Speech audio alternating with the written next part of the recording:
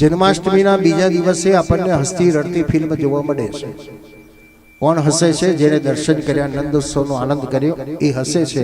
અને રડે છે કોણ? તીન પત્તીવાળા રડે છે ને આટલા લાખ હરી ગયો, આટલા કરોડ હરી ગયો. મારી એક મુંબઈમાં કથા હતી. એક શેઠિયાએ કીધું, શાસ્ત્રીજી હું શ્રાવણ મહિનામાં શ્રીનાથજી જતો રહું છું. મેં તો બહુ સારું કહેવાય, આખો મહિનો શ્રીનાથજી રહો? કે હા, આખો મહિનો. એટલે મેં એને પૂછ્યું કે ભાઈ શ્રીનાથજી જવાનું કારણ શું? એ તો મને કહેતો.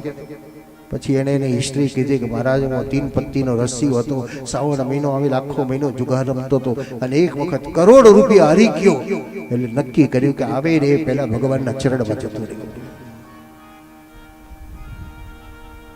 વ્યસને ચ મૂર્ખાણામ નિદ્રાણામ કલહે તવે. આ તો માણસે પોતાની જાતે ઊભું કરી દીધું. બાકી ભગવાન કે તીન પત્તી રમવા નતા ગયા, પણ પોતાના શોખ માટે, પોતાના નિજી સ્વાર્થ માટે. અને વર્તમાન સમયમાં પરિસ્થિતિ આવી છે, માણસ નિજી સ્વાર્થ માટે હજારોનો બલિ કરવા પણ તૈયાર થઈ જાય છે, હજારોને વિનાશના માર્ગ તરફ પણ વાળી દે છે. મને ફાયદો થાય છે એ વૃત્તિવાળો બધાનો વિનાશને સાથે એનો પણ વિનાશ કરી દેશે. એક પહાડ ઉપર બસમાં યાત્રિકો બે બેઠા હતા. એમાં પત્નીએ પોતાના પતિને કીધું કે આપણું ગામ રસ્તામાં આવે છે અને બસ સ્ટેન્ડ દૂર છે, એના પહાડ ઉપર પોટલા ઉચકીને આવું, એને કરતા તમે વિનંતી કરો ને. તો કંડક્ટર બસ એ વચ્ચે ઊભી રાખે તો. એટલે પત્નીના કહેવાથી ભાઈએ કંડક્ટરને વાત કરી કે ભાઈ પાછું અમારે અહીં જવાનું છે, તો અહીં ઊભી રાખું તો પોટલા ઉચકીને લાવવાના પડે. કંડક્ટરે બસ ઊભી રાખી. બસની ઉપર સામાન છે, સામાન ઉતારતા 10-15 મિનિટ થઈ ગઈ અને પોટલા લઈને પોતાના ઘર તરફ જઈ રહ્યા છે. અને બસ જેવી આગળ જાય છે અને પહાડ ઉપર એક મોટો પથ્થર ગબડતો ગબડતો બસ ઉપર પડ્યો અને બસ પલટી મારીને ખાઈમાં ગઈ અને 50 માણસ મરી ગયા.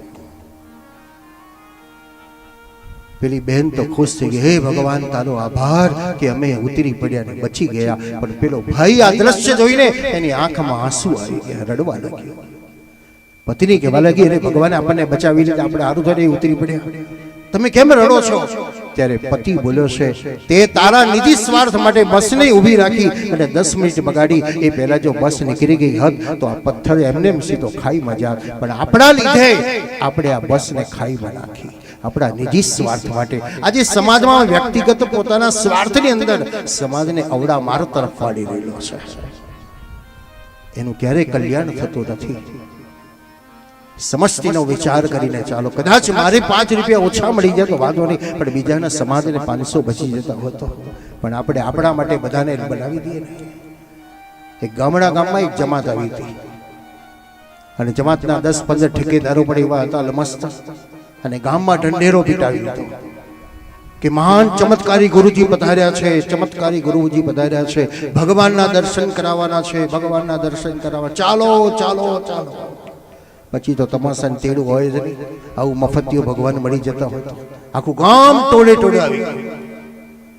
લાવો, ક્યાં છે ભગવાન, ક્યાં છે ભગવાન, ક્યાં છે ભગવાન? દરવાજા આગળ અલમસ્ત લાકડીઓ પકડી પકડીને ઉભેલા પહેલવાનો ઉભા રહે, ઉભા રહો. અરે દર્શન કરવા નહીં, હમણાં ઉભા રહો. અમારા ગુરુજીનો નિયમ છે કે જેને દર્શન કર્યા એ ખબર કેવી રીતે પડે? એટલે ગુરુજી કીધું છે, જેને દર્શન કર્યા હોય અને કરવા હોય એ પોતાનું નાક કપાવી દે. એટલે બધાને જો કે આવા દર્શન કરો, નાક કપાવે, પછી નથી કપાવું, નથી કરવા દર્શન, જવા નથી કરવા દર્શન. એક જણાને વિચાર આવ્યો, ભલે નાક કપાય, ભગવાનના દર્શન થતા તો નાક કપાવવામાં શું વાંધો છે? હિંમત કરી કીધું, ભાઈ મારું નાક કાપી નાખ, મને ભગવાનના દર્શન થાય છે. એટલે પેલા એ ભટકતું ચપ્પા વડે નાક કાપી નાખ્યું. જાઓ, અંદર ભગવાન છે. ગુરુજી અલમસ્ત સોફા ઉપર બેઠા છે અને કીધું, ગુરુજી ભગવાનના દર્શન કરાવો, ભગવાનના દર્શન કરાવો. ગુરુજી કીધું, આસુરિયા ભગવાન. અરે કઈ છે ભગવાન, કઈ છે? અરે આ શું દેખાય? નથી નથી. અરે આ ચંપલ નહીં. પેલો ચૂલો કહેવા લાગ્યો, ગુરુજી આ તો ચંપલ છે અને ભગવાન ના કહેવાય, આ તો બોગસ છે, ખોટું છે, ખોટું છે. ગુરુજી એક તમાચ મારી, ચોક માર.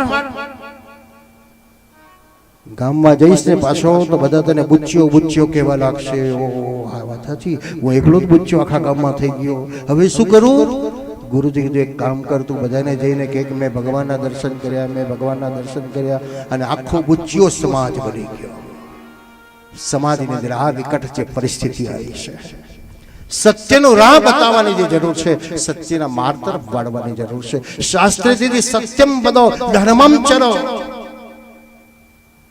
પણ આજે નીચી સ્વાર્થની અંદર માણસ પોતપોતાના ગ્રુપ કેવી રીતે વધે, કેવી રીતે પોતપોતાના મુળગાઓ વધતા જાય, કેવી રીતે પોતપોતાનો વાડો વધતો જાય,